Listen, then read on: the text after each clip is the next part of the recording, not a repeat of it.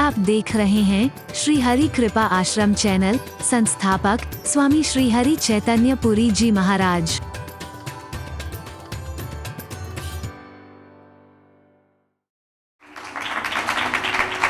जो लोग भ्रम करते हैं भगवान को भोग कैसे लग गया, जितनी चीज थी उतनी की उतनी रखी रही, और हम कहते हैं भोग लग गया, भोग लग गया, भोग लग गया। थाली तो वैसी की वैसी है, जरा सा भी तो उसमें से नहीं खाया है, तो भोग कैसे लग गया। मैंने आपसे कहा था कि परमात्मा हमारे वस्तुओं का भूखा नहीं है, पदार्थों का भूखा नहीं है, पकवानों का भूखा नहीं है, मेवा मिष्ठान का भूखा नहीं है, वो तो हमारे भाव और प्रेम का भूखा है। भाव और प्रेम पूर्वक तुम दो, वो झूठे बेर भी खा सकता है। भाव और प्रेम पूर्वक तुम दो, केले तो क्या, केले के छिलके भी खा सकता है, वो रूखा साग भी खा सकता है। वाह वाह वाह, बहुत स्वादिष्ट है, बहुत स्वादिष्ट कहता हुआ, और बिना भाव और प्रेम के। और रही बात खाया भी नहीं है तो चीज उतनी की उतनी है। हम कैसे मान लें कि भोग लगा है। मैंने आपसे कहा था वैज्ञानिकों ने रिसर्च की, एक वैक्यूम जार के अंदर एक पौधे पर मधुमक्खी को छोड़ा गया, छोड़ने से पहले भी उसका वजन लिया गया, देखा कि वो रस ले रही है, फिर मक्खी को बाहर किया, फिर दोबारा से वजन लिया।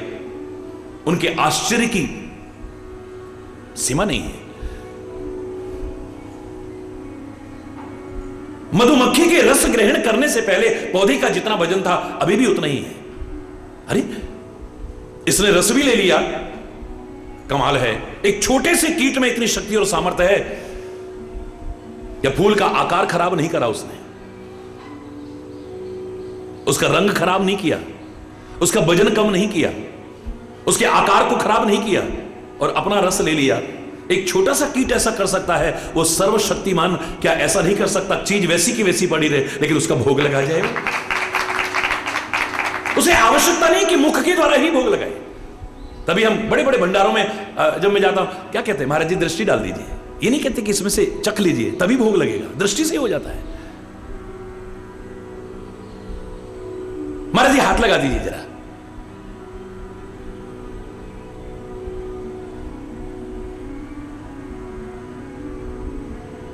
भोग लगाते ही क्यों हैं? मैंने आपसे कहा था बहुत गहन चिंतन था हमारे ऋषि महर्षियों का। तुम्हें गंदे खान पान से बचाने के लिए प्रावधान किया गया। गंदी चीजें घर में आएगी, उनका भोग नहीं लगाओगे। और नियम बनाया गया कि जो कुछ भी खाओ, जो कुछ भी पहनो, उन सबको पहले प्रभु को अर्पित करो। तुम ही निवेदित भोजन करही, प्रभु प्रसाद पट भूषण धरही। चाहे वो भोजन ग्रहण कर रहे हो, वो भी भोग लगा करके प्रसाद रूप में लो। वस्त्र पहन रहे हो, वो भी उनको अर्पित करके तब स्वीकार करो। आभूषण पहन रहे हो, वो भी उनके चरणों में रख करके तब प्रसाद रूप में स्वीकार करो। भगवान ले नहीं जाएगा, सच्चा सदगुरु भी उनमें से कुछ छीन नहीं लेगा तुम्हारा। अरे बोलना, इतने मात्र से क्या होगा? एक तो आप गलत खान पान घर में नहीं, अरे नहीं नहीं भगवान को भोग लगना है, नहीं गंदी चीज नहीं, गंदे खान पान से बच जाओगे। झूठा मूठा जो करते रहते हो, गंदे संदे हाथ लगा करके, नहीं भगवान को भोग लगना है, नहीं झूठे मूठे हाथ नहीं, हाथ धो के आओ पहले, बच जाओगे उससे। हाइजीनिक सेंस आएगा आपके अंदर। ये गंदगी क्यों कर रखी है? अरे प्रसाद बन रहा है, भोग बन रहा है भगवान का, चप्पल जूते पहन करके मत आओ। हाइजीनिक सेंस आएगा आपके अंदर, बहुत सारे कीटाणु और रोगाणुओं से बच जाओगे तुम।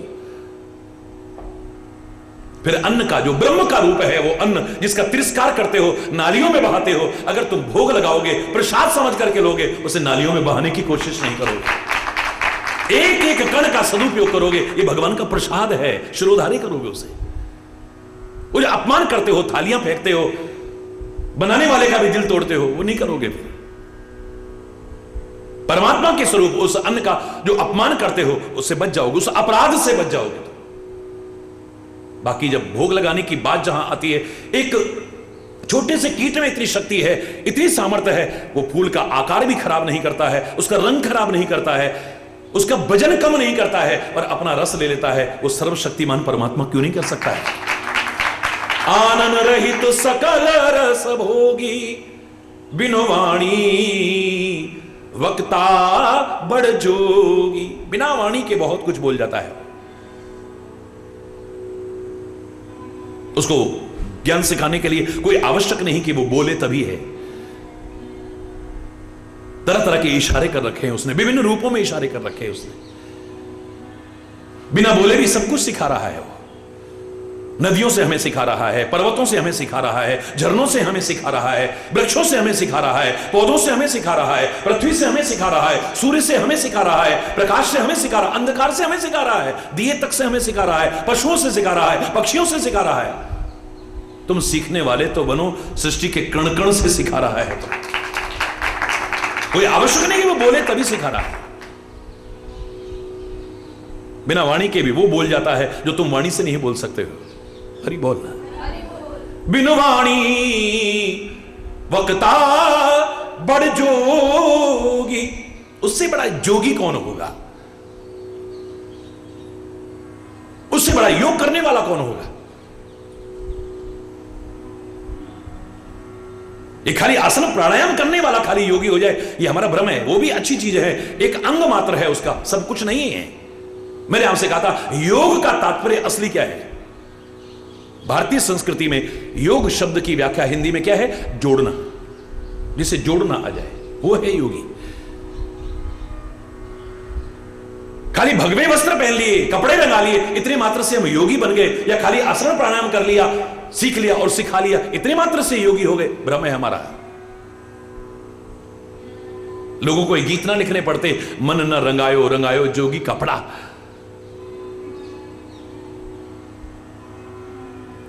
योग का तात्पर्य जोड़ना, जिसे जोड़ना आ जाए, अपनी बिखरती हुई चित्तवृत्तियों को जोड़ना आ जाए, एकाग्र करना आ जाए, जिसे आत्मा को परमात्मा से जोड़ना आ जाए, टूटते बिखरते परिवार को और समाज को जोड़ना आ जाए, वही योगी हो सकता है।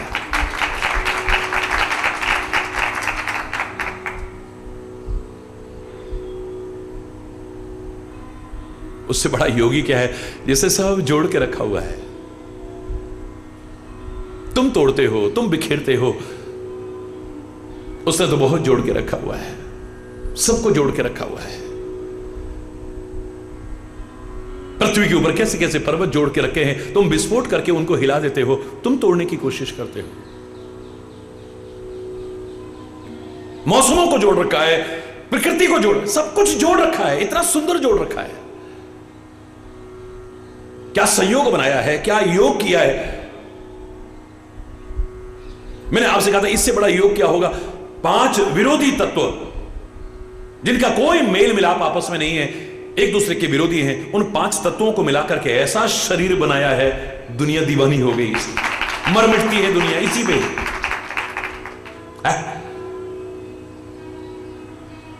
मैंने आपसे कहा था कोई किसी के चाल पे मर मिटा, कोई किसी के बाल पे मर मिटा, कोई किसी के गाल पे मर मिटा, कोई किसी की ढाल पे मर मिटा, लेकिन यशोदा के लाल पर, कौशल्या के लाल पर अगर मर मिटे तो जिंदगी समझ जाए।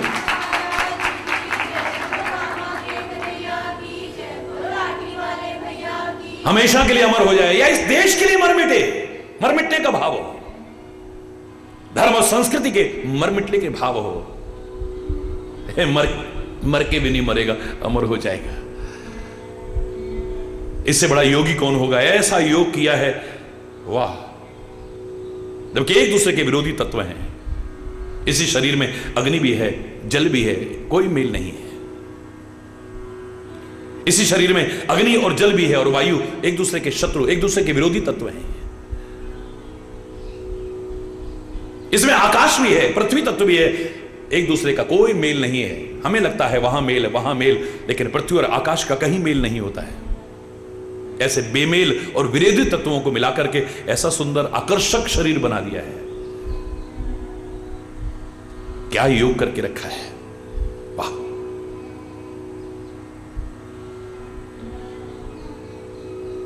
बिनवाणी वक्ता बड़ जोगी तन बीनु परस। बिना शरीर के ही स्पर्श कर सकता है वो। एक कामी, एक अभिषेक, एक विकारग्रस्त व्यक्ति के मन में शरीर के स्पर्श का भाव होगा खाली। लेकिन एक भक्त, उसे हवा भी चलती है, उसे लगता है मुझे परमात्मा छू करके गए, तेरे छूने का एहसास हो रहा है।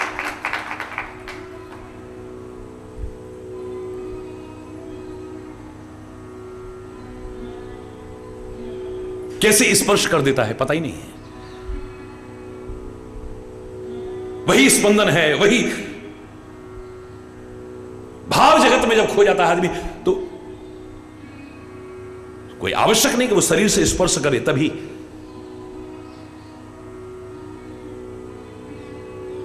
तन बीन परस नयन बीन देखा। बिना नेत्रों के सब कुछ देख सकता है, उसे आंखें लगा करके देखने की आवश्यकता नहीं है।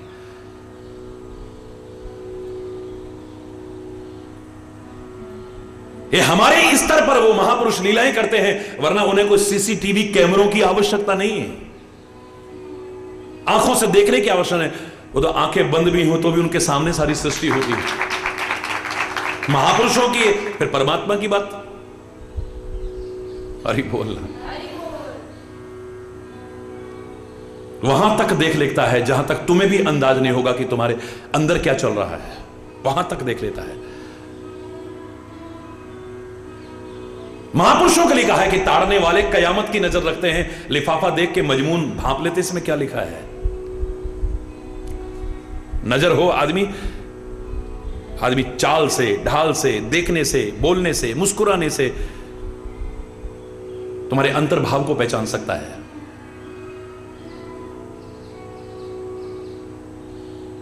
ताड़ने वाले कयामत की नजर रखते हैं, लिफाफा देख के मजमून भांप लेते इसमें क्या लिखा हुआ है।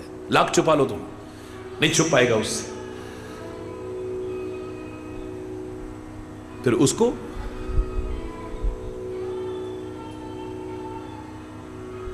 अरे हमारी नजरें भी उसकी ज्योति से देख रही हैं, उसकी ज्योति अंदर ना हो तो आंखें देख पाएंगी?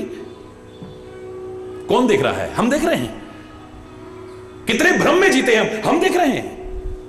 वो जब तक अंतर में है तब तक हम देख रहे हैं, वो जब तक अंतर में है तब तक सुन रहे हैं, वो जब तक अंतर में है तब तक विचार कर रहे हैं, वो जब तक हमारे अंदर है तब तक हम बोल रहे हैं, सूंघ रहे हैं, कर्म कर रहे हैं, चल रहे हैं, फिर रहे हैं, विचार कर रहे हैं, तभी तक है। जैसे वो निकल जाता है तो सब बेकार हो जाता है। हमारे में देखने की सामर्थ्य, आंख में देखने की सामर्थ्य नहीं है, उसके संसर्ग से आंख देख रही है। कान में सुनने की सामर्थ्य नहीं है, वरना मुर्दा भी देखता, मुर्दा भी सुनता। आंखें थोड़ी चली गई हैं वहां से, कान थोड़ी चले गए हैं, हाथ पैर थोड़ी चले गए, वो भी चलता फिरता कर्म करता ना अभी भी।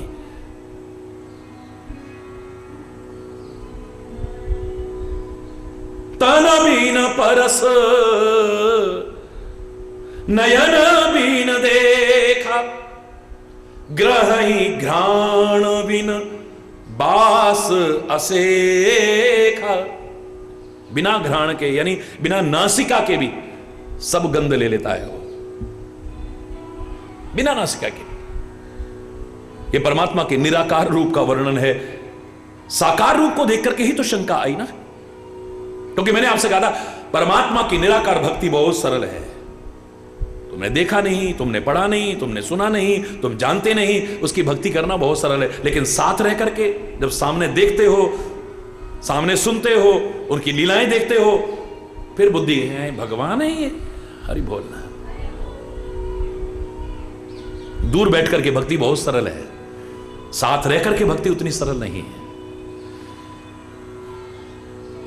महापुरुषों के भी आप कभी अनुभव करके देखिए, दूर बैठे बैठे हा भगवान है, वो तो साक्षात भगवान है, देखा हमारा ये हमारा।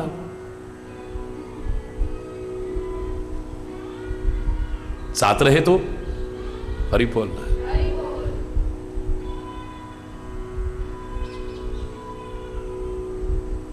दूर बैठे बैठे खाली कृपा नजर आती है, यहां सामने कभी हमारी गलती पर डांटना भी नजर आ सकता है, कभी टोकना भी नजर आ सकता है। विभिन्न प्रकार की लीलाएं नजर आ सकती है। तो हरि बोल। जो मन वहां बैठा कर रहा था वो सामने नहीं कर पाता है, इसलिए साकार भक्ति सबसे मुश्किल है, याद रखना। क्योंकि साकार भक्ति में परमात्मा की, महापुरुषों की लीलाओं को देख करके विभिन्न प्रकार के भ्रम पैदा हो जाते हैं। हां, सच्चा सत्संग मिल जाए, सच्चा सदगुरु मिल जाए, या परमात्मा का हृदय से स्मरण करो तो वो भ्रम दूर भी हो सकते हैं।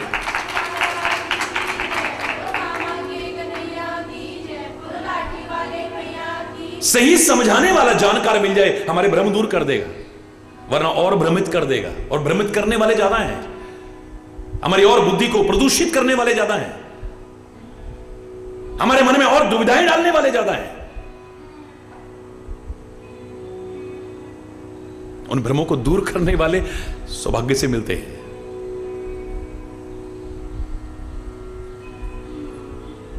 साकार लीलाएं देख करके तो मैंने आपसे कहा था, साक्षात भगवान शिव की अर्धांगिनी सती की बुद्धि भ्रमित हो गई, हमारी हो जाए तो कौन सी बड़ी बात है। सारी सृष्टि को पैदा करने वाले ब्रह्मा की बुद्धि भ्रमित हो गई, हमारी हो जाए तो कौन सी बड़ी बात है।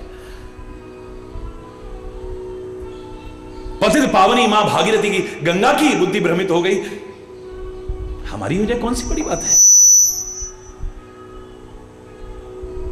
भगवान के वाहन की, जो हमेशा उनके साथ रहता है, उस गरुड़ की बुद्धि भ्रमित हो गई,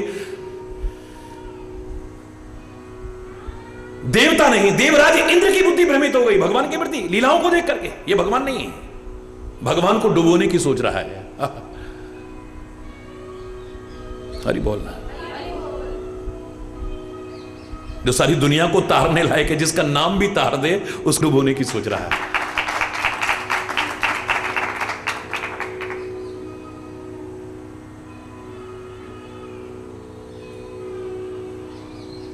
जानकार मिल जाएगा तो हमारे भ्रम को दूर कराएगा, फिर से हमारी भक्ति और प्रेम को आगे बढ़ाने की कोशिश करेगा।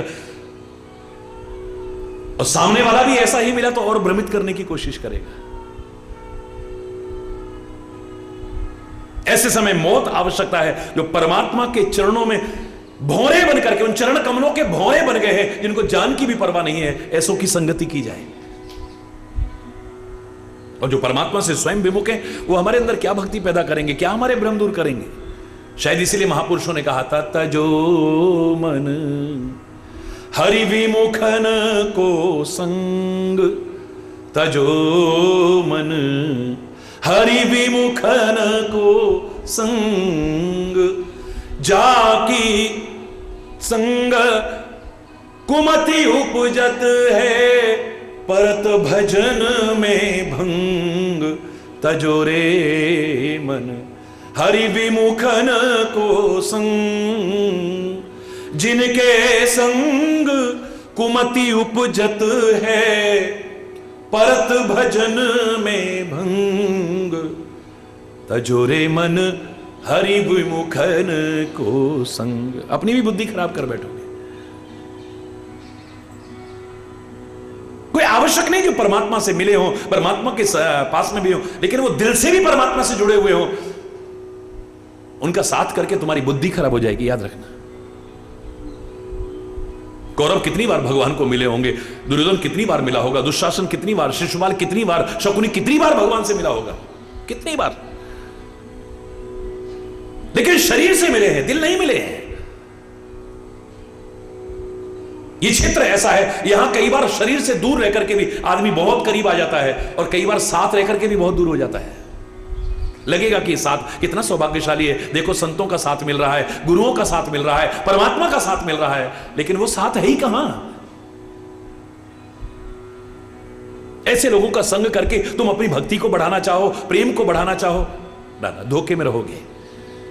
मैंने आपसे कहा था, भगवान का एक भक्त संयोग से शकुनी को मिल जाए कि भगवान श्री कृष्ण के भक्त हैं, हमें बताइए ना उनके बारे में कुछ, जो थोड़ी बहुत भक्ति है उसे भी खत्म करवा देगा।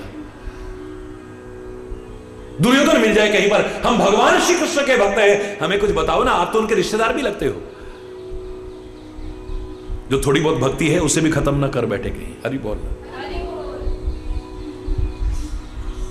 कंस को कहीं मिल गए, तुम तो सगे मामा जी हो उनके,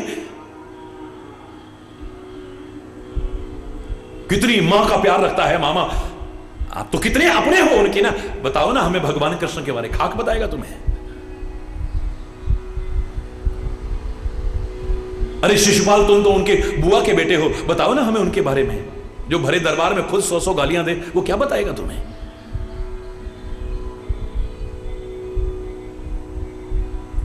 अच्छा संग करोगे, अच्छी मति पैदा हो जाएगी। अस सब भांति अलौकिक करनी, उसकी तो सब अलौकिक करनी है, लौकिक करनी नहीं है।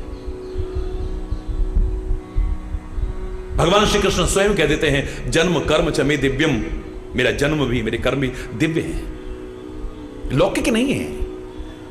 लोक में रह करके भी पारलौकिक है।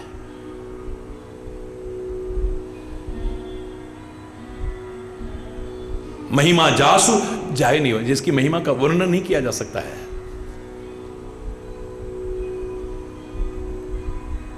ये वो परमात्मा है। ये शंका का क्षेत्र नहीं है, ये तो श्रद्धा का क्षेत्र है।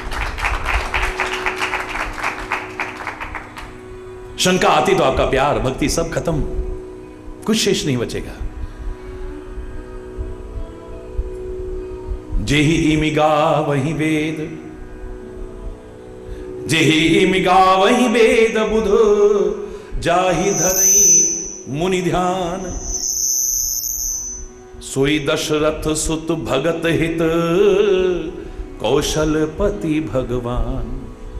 हे देवी, वेद जिसके बारे में ऐसा गाते हैं, बुद्धिमान जिसके बारे में ऐसा गाते हैं, मुनि भी जिसका ध्यान करते हैं, तुम कह रही थी वो दशरथ का पुत्र कोई और है क्या, वो भगवान कोई और है? अरे यही भगवान है, कोई और नहीं।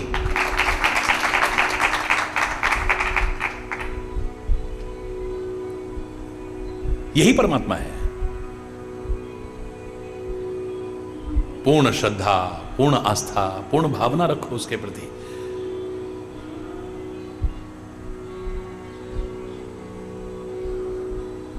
परमात्मा की कृपा होगी और पर उसकी कृपा होते ही सारे भ्रम अपने आप मिट जाएंगे।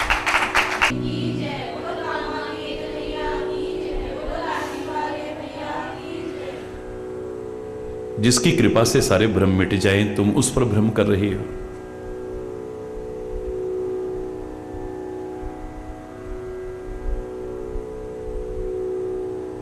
जो प्रकाश को भी प्रकाशित करने वाला है, तुम उसमें अंधकार के दर्शन कर रहे हो।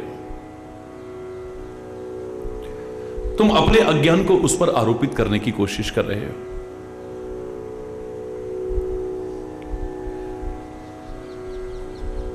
क्या ये राम कोई और है और जो सृष्टि के कण कण में रमा हुआ है वो राम और है?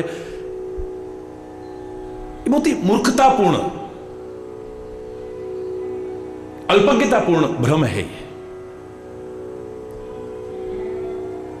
वही निराकार परमात्मा भक्तों को आनंदित करने के लिए, संतों की रक्षा के लिए, पृथ्वी का भार हरण करने के लिए साकार रूप में भी धरा पर आता रहा है। अलग अलग नहीं है। जिसके बारे में वेद भी गाते हैं, ऋषि मुनि भी जिसका ध्यान करते हैं और अंत नहीं पा पाए, अपनी अपनी मति से सबने वर्णन किया है उस अनंत का, जिसका कोई अंत नहीं पा सका। जो मैंने आपसे कहा, वो बिना पैरों के भी सर्वत्र चल सकता है। चलेगा तो तब ना, जब कहीं ना हो। वो कहां नहीं है? हरि बोल।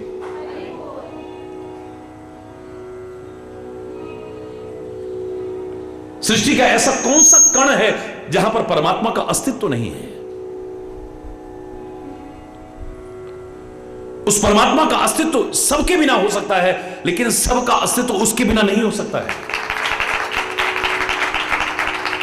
अस्तित्व नहीं है कहीं। वाल्मीकि यही तो कहते हैं। आप कह रहे हैं प्रभु कि मुझे निवास बताओ, पहले आप बताओ ना ऐसी जगह जहां आप ना हो, तो मैं कह दूं कि वहां जाकर के रह लो।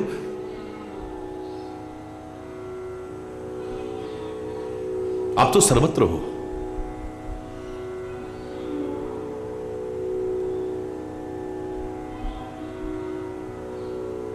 बिनु पद चलई सुनहि बिनु काना।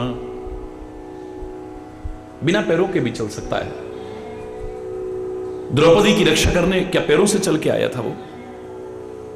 गजराज को बचाने क्या पैरों से चल करके आया था वो?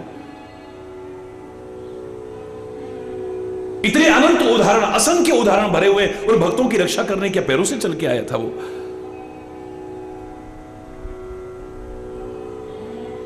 बाल रूप में स्वयं तुलसी लिख रहे हैं कि कौशल्या वहां भी देखती है तो राम, वहां भी देखती है तो राम। नन्हा सा बालक पालने में भी है और पूजा घर में भी है। यहां वहां दो ही बालक देखा, क्या पैरों से चल के गया था?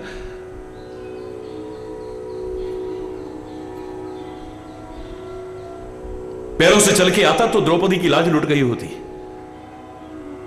आने में देर भी हो सकती थी। पहले तो पुकारी ही नहीं है वो, अंत में जाकर के पुकारी है, जब दुशासन के वो सबल हाथ उसके हाथों से खींचने लगे साड़ी को। अभी तक तो भगवान की उसको याद भी नहीं आई थी। पहले 5 पतियों पर भरोसा था, उनका आसरा देख रही थी, उनकी ताकत को देख रही थी, पर वो हारे हुए जुआरी सब गर्दन झुका करके बैठे हुए थे। फिर भी भगवान की याद नहीं आई थी। बड़े बुजुर्ग बैठे हैं ना, क्या इनके होते कुल बधू की लाज लुट पाएगी? यहां धृतराष्ट्र हैं या भीष्म पितामह हैं या शकुनी है, बड़े बड़े हमारे कुल के बड़े बुजुर्ग बैठे हुए, इनके होते क्या लाज लुट सकती है? वो भी सब गर्दन झुका करके बैठे हैं। वहां से भी निराशा मिली, कोई बल नहीं मिला, अभी भी भगवान की याद नहीं आई। इतने धर्म सभासद बैठे हैं, आचार्य गण बैठे हैं, कृपाचार्य हैं, द्रोणाचार्य हैं, क्या इनके होते मेरी लाज लुट पाएगी? नजरें भी उन्हीं को देखती हैं, लेकिन वो भी सब गर्दन झुका के बैठे हुए हैं। उसे तो अभी भी भगवान की याद नहीं आई। मैं भी तो छत्राणी हूं, ये सारे कायर हो सकते हैं, लेकिन जब तक मेरे अंदर ताकत है, क्या मैं अपनी साड़ी लाज लुटने दूंगी? साड़ी खींचने दूंगी? मैं कस करके पकड़ लिया है साड़ी को। 10,000 हाथियों की ताकत वाला वो दुशासन जब खींचने लगा, उसके सबल हाथ जब खींचने लगे, हाथ से साड़ी खिसकने लगी है। अब दोनों हाथ उठा करके कहा, हे द्वारिकावासिन, हे मुकुंद, हे मुरारी, हे केशव, अब मेरी लाज बचा सकता है तो तू ही बचा सकता है। एक क्षण का विलंब नहीं किया है।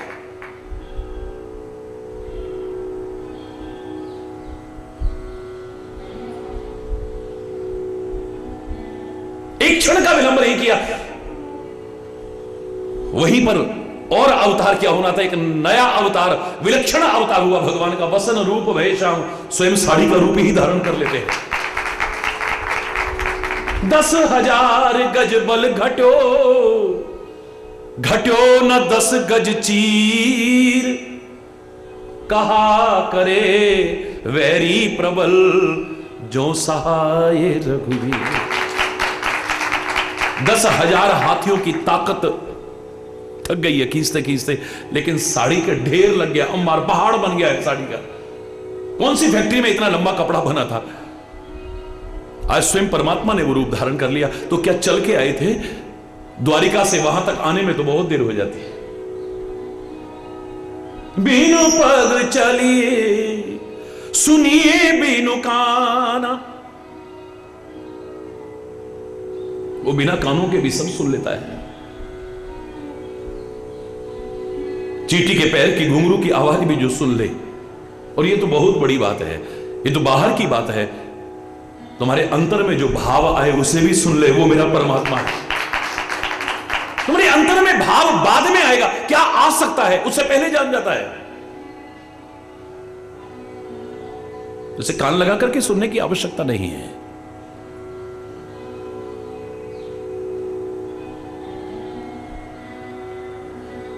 कर बिन कर्म करई विधि नाना। कल बहुत विस्तार से आपने सुना, बिना हाथों के सब कर्म कर लेता है, उसे हाथों की आवश्यकता नहीं है। और वैसे भी जो असंख्य हाथ दुनिया में है, सब उसी के तो हाथ है।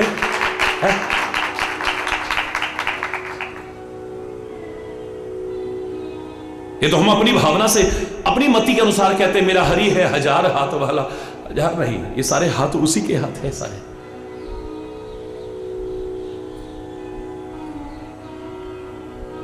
कभी किससे क्या करवा ले वो।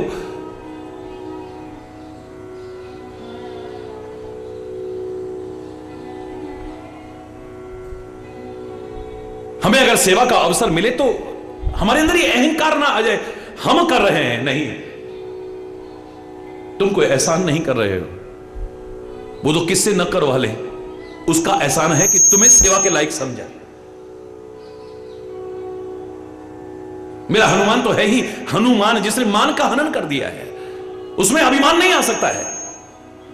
लेकिन जरा कल्पना कीजिए, अगर हनुमान ये सोचने लग जाए कि मैं ना होता तो सीता की खोज कौन लाता, मैं ना होता तो लंका में आग कौन लगाता, मैं ना होता तो ऐसा, मैं ना होता तो ऐसा। ये आपको सिखाने के लिए कह रहा हूं, हनुमान जी के लिए नहीं है।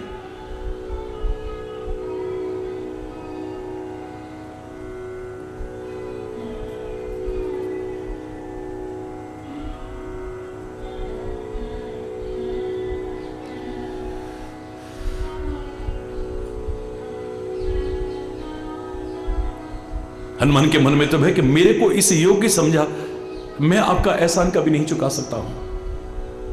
आप तो जिस पर हाथ रखो उसी से काम करा सकते हो। आप तो कितने हनुमान पैदा कर दोगे।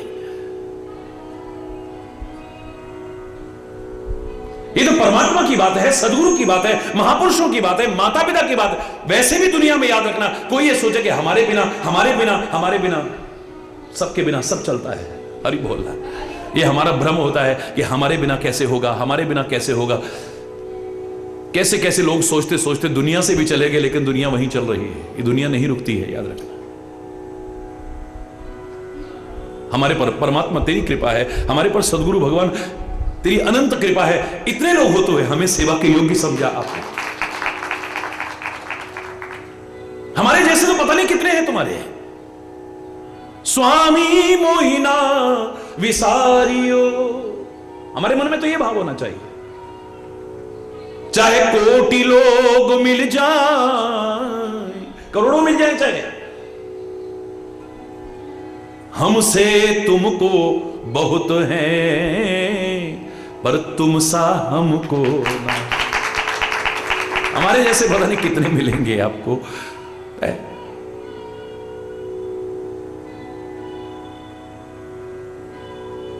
उसको कोई आवश्यकता नहीं कि वो हाथों से करे तभी काम हो।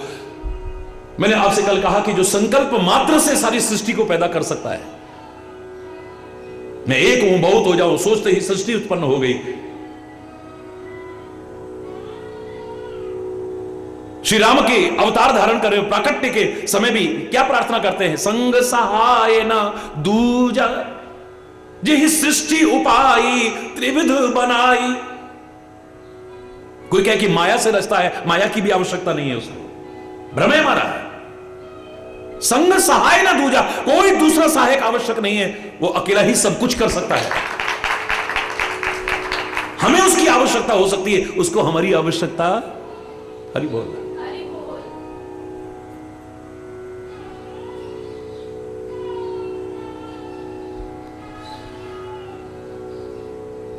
कर बिन कर्म करई विधि नाना, विभिन्न प्रकार के कर्म बिना हाथों के भी वो कर रहा है। आनंद रहित सकल रस भोगी, बिना मुख के भी हर रस को ग्रहण कर रहा है, क्योंकि इन रस का भूखा नहीं है वो तुम्हारे भाव का भूखा है। तुम्हारा भाव हो, तुम्हारा प्रेम हो। मैंने कल भी आपसे कहा कि वो शबरी की तरह तुम्हारे झूठे बेर भी खा सकता है,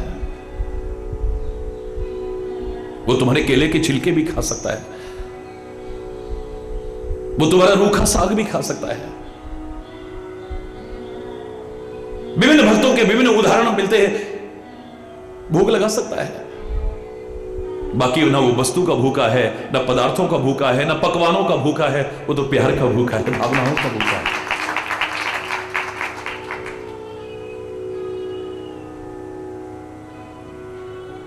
हरि बोल।